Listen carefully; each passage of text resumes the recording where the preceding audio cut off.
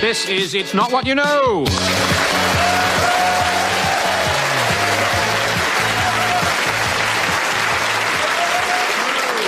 I'm Miles Jupp. It's often said that it's not what you know, it's who you know. For example, who wouldn't be relieved to hear the words, "This is your pilot speaking. Can't actually fly myself, but my brother recently acquired a copy of Top Gun on Blu-ray." And it's always useful to be able to say, my understanding of financial matters may be close to non-existent, but I put it to the court that my son is Jamie Redknapp. This show rewards panellists not for what they know, but who they know, and more importantly, how well they know them. Each of our three guests has nominated a member of their intimate circle to answer a series of questions. And if they can then predict how their nominees responded, they can score crucial points. Crucial because the panellist who has collected the most points by the time midnight strikes and the BBC returns to its natural state of a pumpkin pulled by mice will be adjudged this week's winner and will be the forced recipient of this week's prize, the It's Not What You Know Moroccan tagine dish. Please note the tagine is intended for ornamental purposes only and is in no way decorative. Well, with the best will in the world, we can put it off no longer. Let's meet tonight's guests. Ladies and gentlemen, Ed Byrne, Roisin Connerty and Richard Madeley.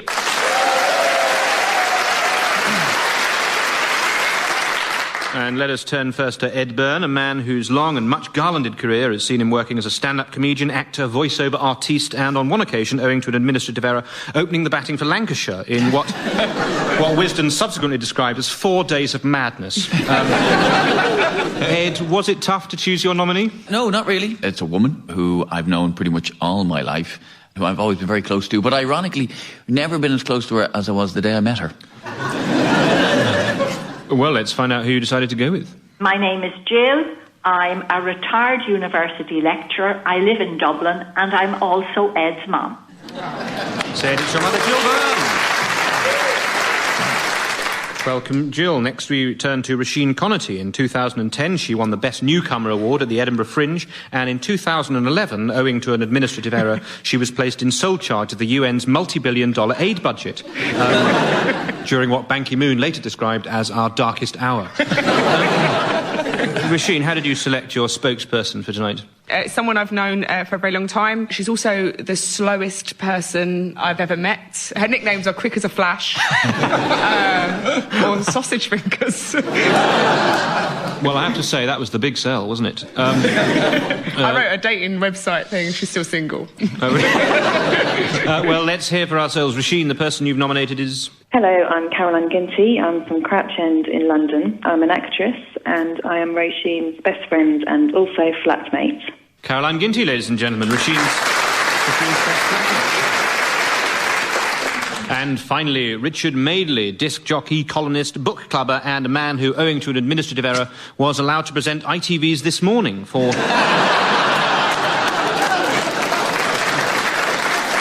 for nearly 13 harrowing years.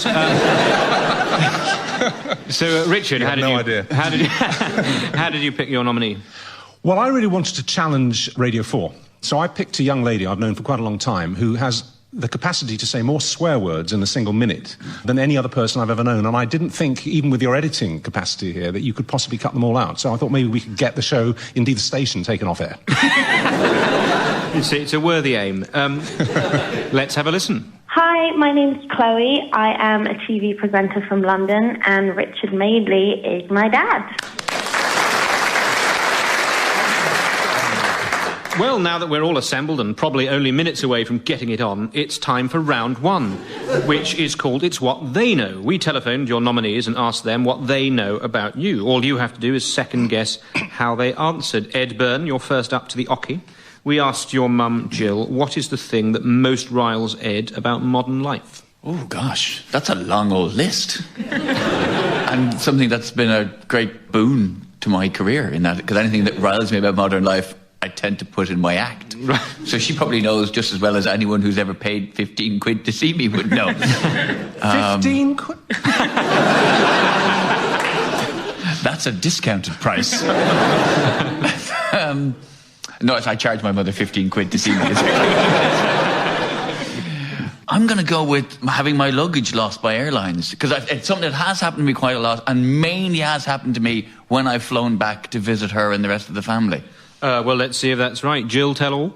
Well, in particular, airport security and lost luggage. They lose his luggage nearly every. Of course, the alternative is that when you go and visit your mum, you can't be bothered packing. And you get there and go, oh, Jesus, they've lost my luggage again. 2 extremely well-earned points, Ed. Next, we turn to Roisin Connaughty. We asked your friend Caroline, who's Roisin's all-time hero? My all-time hero? God. Not God, but I mean... I would say she probably went for my mother. I always say my mum's my hero when I'm drunk. And we'd been drunk the night before she did the interview. Well, let's hear. I think she might choose a comic, maybe Richard Pryor. I'm sorry, Roisin. No, but that's not fair because Richard Pryor is actually Roisin's mother. Yeah. I think she should still get the points. They look similar. I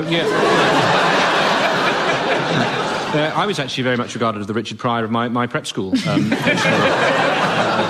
Owing to my constant supply of ready quips and a habit of setting fire to myself while freebasing cocaine. So to Richard Madeley, a man who is to daytime television what Evita was to the Argentinians.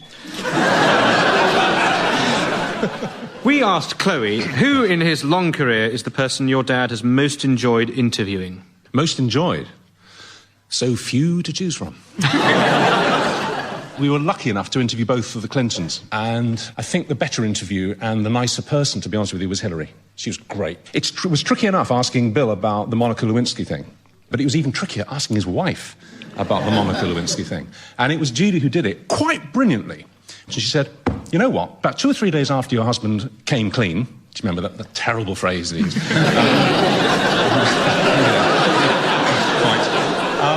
And admitted that he'd been lying all year to his legal team, to the American people, to his wife, to his daughter Chelsea, all of that. And yes, he had had sexual relations with that woman. She said, we were watching the television, and it was a live transmission of you and your husband on the lawn at the White House, walking to the Navy helicopter to go off to the Hamptons for the weekend. And you were walking ahead, head held high, and Bill was walking behind you, head held down. And she said, I turned to Richard and I said, you know, after a year of that amount of lying, I'm not sure I could have forgiven you. But you did. How did you do that? And it was a great question because she was asking as another woman, you know? And Hillary gave, I can't remember the detailed answer, but it was a lovely answer and it was full of information. From that point, the interview took off. So a very lengthy answer to a very short question. I think she probably said Hillary Clinton. Yeah. Hillary Clinton, you reckon? And do you think it was easier to forgive because she was with the most powerful man on the planet, walking towards a helicopter, taking her to the Hamptons? There was probably... Yes. When did it first occur to you to forgive the most powerful man in the world?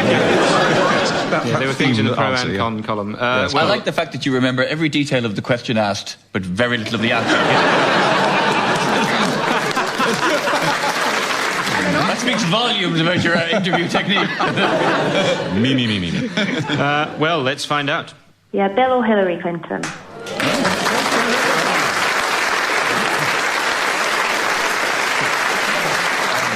Very good, 2 points. And that is right, one of the most sexually dynamic, charismatic, and let's face it, powerful men on the planet really enjoyed interviewing Bill Clinton.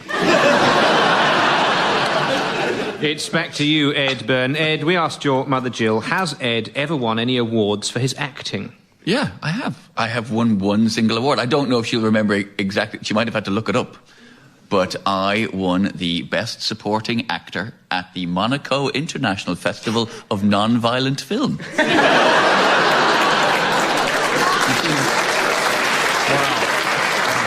It is, I should just say, only the films that are non-violent. The festival itself is an absolute bloodbath. Well, it sounds like a very convincing answer, but then I only have to look at the enormous pile of mobile phones littering my garage to see just how persuasive your voice can be. Let's ask your mum, Jill, what's the verdict? I think it was at Cannes. I don't know whether he won or he was nominated for either Zeman Overload or Are You Ready for Love? Can't give you the full You points can't give me there, the point, but I think I can give you Cannes. a point for your mum's awareness that it was something on sort of mainland Europe. Roisin, we asked your best friend Caroline, what's the best present you've ever given Roisin? What do you think she said? It's so stressful. Come on, She has there's- bought me a lot of scarves over the years. I can't think of one present. Wait. Wait. Earrings. No, I didn't like that. I would say Caroline is good at wrapping presents. She does the string. I would have to say... OK, listen, it's the day before your funeral, OK? You're about to die. Oh, no! You're someone did a radio show. Surprise! Even if you do die tonight, that funeral's been organised incredibly quickly. I'd be paranoid, to be honest. You have to decide now. If I was being... Now. OK. I would choose to... You're dead. An iPod, I think. That might not have been her, but I'm going with it. I'm pretty sure her and my sister went halves on an iPod for me when I was very skinny a few years ago. Let's find out. Caroline, what's the best gift you've ever given Roisin? At Christmas, I got her these, fleece trousers. You know, the ones that had the feet attached? And it's got little animal paw prints on the side. I've got a terrible memory. This game's... It's like Mastermind for me. You gave an extreme pressure there coming from Richard Madeley. I know. That's just showing us a little... sit and get this. Finally, Richard Madeley, once of this morning, now of Radio 2. Even Rudolf Nureyev himself couldn't glide so gracefully from an interview with Sue Pollard to an item on testicular cancer. Richard, we asked your daughter, can your dad name 3 hits by Take That? What do you think she'll say? It's your funeral tomorrow, Richard.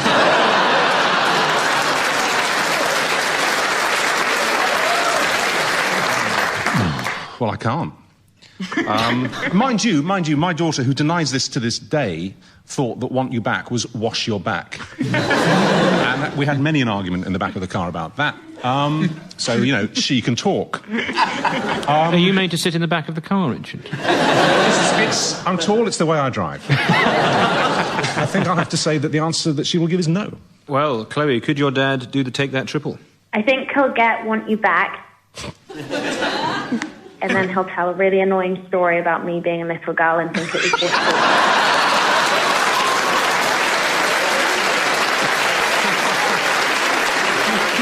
I want extra points for that. That's got to be 4 points. That's got to be 4 points. Playing against him, I say you have to give him extra points for that. That's incredible. Well, what you say goes. 4 points. Oh, thank you.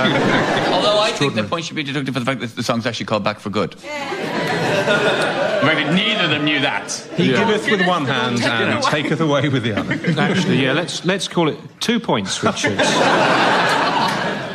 So we have reached the end of round 1, and it's time to check the scores, which, as always on It's Not What You Know, are independently verified by some people that we know. In this case, the teaching regulator and inspection body, Ofsted.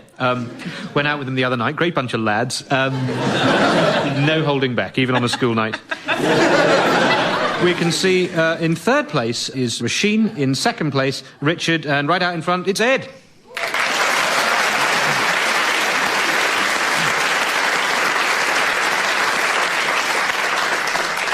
In this round, panellists, we flip the focus by finding out exactly how well you know your nominees. We start this time with Roisin Connaty. We asked your friend... She's not even real. It's just me doing a voice. Then there is literally no excuse for the answers you've so far given. We asked your friend Caroline the following question. Caroline, what TV show would you most like to appear on and why? Roisin, what do you think she said? Downton Abbey. Because she looks like she's from the olden days. She's got one of those faces, like a Victorian ghost. A beautiful Victorian ghost. Let's hear for ourselves. Caroline? Downton Abbey.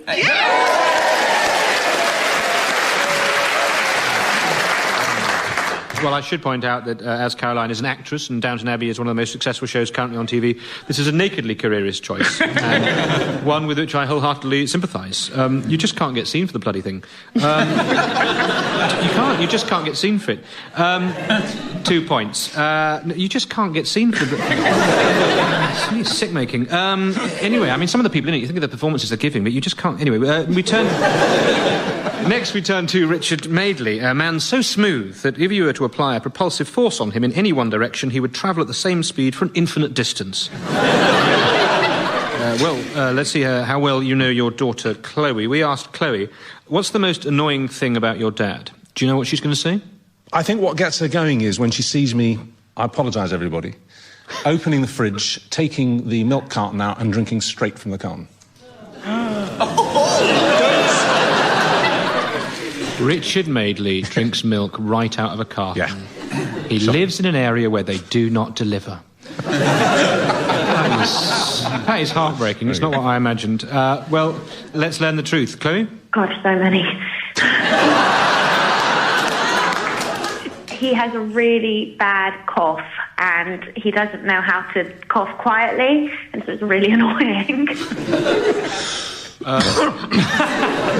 No And points. that cough, which you clearly spread to the rest of your family through the medium of the milk carton. Well, I tell you what, I've just learned something. I never knew that. I never knew that my daughter thought that I had an irritating cough. I'm mortified. I've quite cut down. You don't seem to be coughing. I wonder if that's just... Perhaps she always says really inappropriate things socially, and whenever you're with her, you have to spend the whole I day... had to cough. A young lady. Ed, let's see how well you know your mother, Jill. We asked her, Jill, what's your pet hate? What do you think she said? Do you know one thing she's always... The thing is, if this is right, people are going to think we've colluded. But one of the things my abiding memory of things that my mother hates is when Alan Alda directs episodes of MASH. Growing up, we always enjoyed MASH, but if it came up directed by Alan Alda, it's going to be one of those real serious ones. So I'm going to go with that. And if that's it, then I think I should just go home now. Well, let's see, Jill? My pet hate is people who don't listen. Yes, Jill's pet hate turns out to be car parking or something. No points there. Rasheen, we return once again to you. We asked your best friend, Caroline Ginty. Caroline, what's your motto in life? How do you think she answered? Take it easy. Or something really chilled out. She's like a proper hippie. It's any of those ones that are really like, it's fine if you're not doing anything. What's meant for you won't pass you by. Something like that. Let's see, Caroline? I'd like it to be just do it. But probably not what I live by. What do you live by? Are you sure? Well, I think you get a point there because it's pretty laid back. Is that fair, ladies and gentlemen in the audience? Thank you. That's right. You can't have just do it, Caroline. It's already used by sportswear manufacturers who use it very effectively to spur on their young workforce.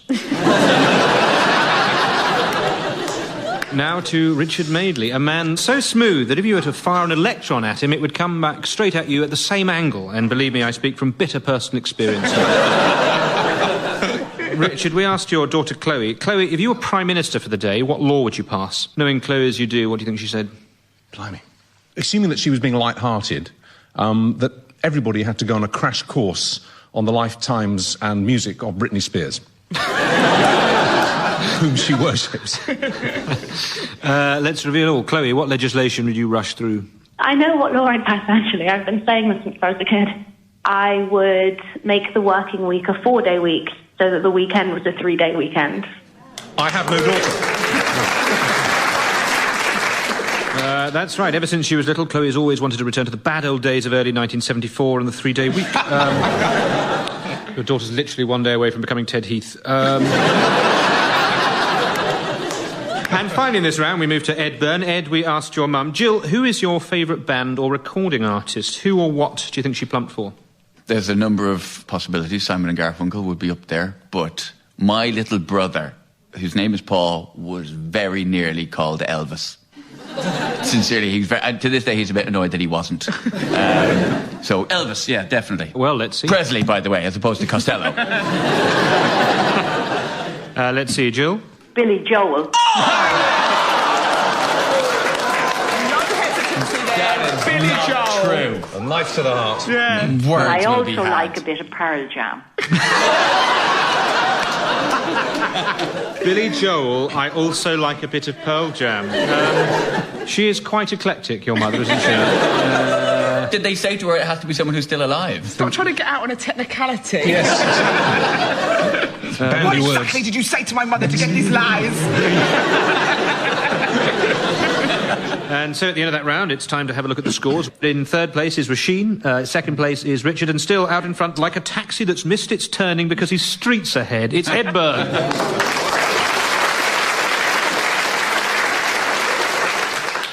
Well, if listening to round 2 made you feel like Dante being led through all 9 circles of hell, it seems unlikely that round 3 is going to do much for your mood. This round sees us introducing a mystery guest. He's someone we all know very well, thanks to his presence at the forefront of British broadcasting for over 40 years. You wouldn't describe him as a friend or family member, though, unless you're a friend or family member of John Motson. Let's see who it is. Hello, this is John Motson, football commentator with BBC Match of the Day. Ladies and gentlemen, John Motson. Rasheen, we asked John Motson, what's your favourite film? I reckon because he deals with football every day, I reckon he watches something completely different, like Bambi. So really easy and light, and he doesn't have to shout over it. Let's find out. Scent of a Woman with Al Pacino. Oh, yeah, you like that, do you? Absolutely terrific. I've seen it 2 or 3 times. I really like him now. It's a great film to choose. Yeah, he has seen it 2 or 3 times. Gosh, that's positively addicted to it. That VHS must be nearly worn out. Ed Byrne, we asked John Motson, if you hadn't been a commentator, what would you have been? I'm trying to think what Al Pacino's job was in Scent of a Woman. Was he in the army or something, wasn't he? Yeah. He was blind, right? Yeah, but he wasn't a professional blind man. That wasn't a job. You're right. Occupation, blind. Chosen specialised subject, hearing things. You're right, though, to think. I mean, most of his decisions are probably based on the film *Scent of a Woman*. I mean, he has seen it. That's all I know about him. He has seen it nearly 2 or 3 times. I based my previous answer on the only other thing I knew about him, which was football, and that was a bad thing to do. So I'm now basing my answer on the other thing I know about him, which is *Scent of a Woman*. He would have been a guide dog.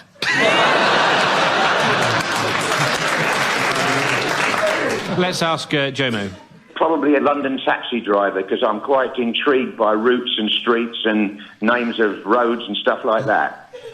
Why wasn't his favourite film Taxi Driver? Finally, in this round, Richard Madeley. A man so smooth he struggles to get a grip on life itself. How true. Richard, we turn to you now. We asked John Motson. John, you're famous for your trademark sheepskin coat, but if you had to change places with another famous coat-wearing TV character, who would it be? Is it the Fonz with his leather jacket, Columbo with his Macintosh, or the duffel coat sporting Paddington Bear? I'd love it to be Paddington Bear, but it's not. And I don't think it would be the Fonz, because I think he knows, like I do, that he's not cool. Or I'm not cool. So I think he'd go for the Scruffy Mac. Well, let's check in with the man himself. Oh, I'd much rather be Paddington Bear with his duffel coat. Not surprising in many ways that Motti would go for Paddington Bear, a creature whose life he mirrors. They were both raised in Peru, both love marmalade, and like Paddington, John can often be found wandering around mainline rail stations with no idea what his name is. So that's the end of round 3. And there's just time to check those all-important scores, which, as always on the It's Not What You Know celebrity round, have been verified by a celebrity that we know. Someone who's a favourite with both young and old. She's a Taurus, often carries a briefcase. I think you probably all guessed it by now. It is former director of MI5, Dame Stella Remington. Actually, I went out with her early in the week. Let me tell you, she is a great bunch of lads. Splendid evening. I'd love to tell you more about it, but she made me sign the Official Secrets Act. If this series is still going in 30 years, and it won't be, I will tell you all about it. And we can see that in third place, currently, is Richard, but in joint first, at the moment, we have Ed and Rasheen. This round is called The Big One. This week's big question is, how do you like your eggs? But how to go about answering a question like this? Well, by way of a control, we've asked John Motson how he likes his eggs. John, are you still there? If I had to make a choice, I'd probably say poached. Poached, that's right. John likes to steal his eggs from private land. Whisk them from under the nose of the gamekeeper and place them in the inside pocket of a sheepskin coat that has been specially adapted for the purpose.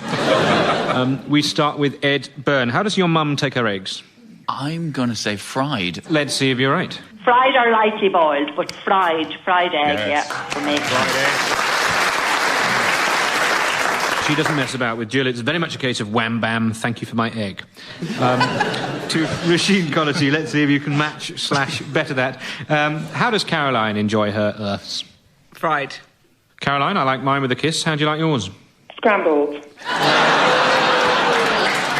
She doesn't even know who she is. I've never seen her scramble an egg. Do you think she's just trying to fry them really badly? Yes, scrambled. Caroline prefers to have her eggs encrypted and sent via satellite for the exclusive consumption of subscription holders. Finally, Richard Madeley, you know so much about your daughter. Can you tell me how she likes her eggs? I can honestly say, and she's 24 now, I have never seen her eat an egg. If she didn't say, I don't eat eggs, I'll take a total stab in the dark and say fried. Let's have a listen. Thanks, by the way, for not leading in on that one. That was kind of... You probably got... So smooth, you could fry an egg on him.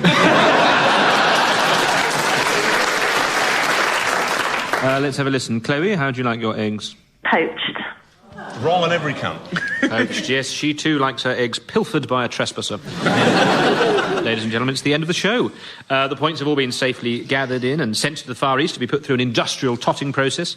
They've now been returned to us, as is the tradition on It's Not What You Know, to be independently adjudicated and verified by some people we know, and in this case, it's the International Olympic Committee. Went out with them earlier this week. I'd love to say they were a great bunch of lads, but to be honest, we didn't really gel. Two of my probably best anecdotes about pole vaulting went for nothing. Ended up ducking out after a swift half. Let's hope that doesn't augur ill for the forthcoming games. And the final scores show that in third place is Richard, in second place is Roisin. But this week's winner of the It's Not What You Know Moroccan tagine is Ed.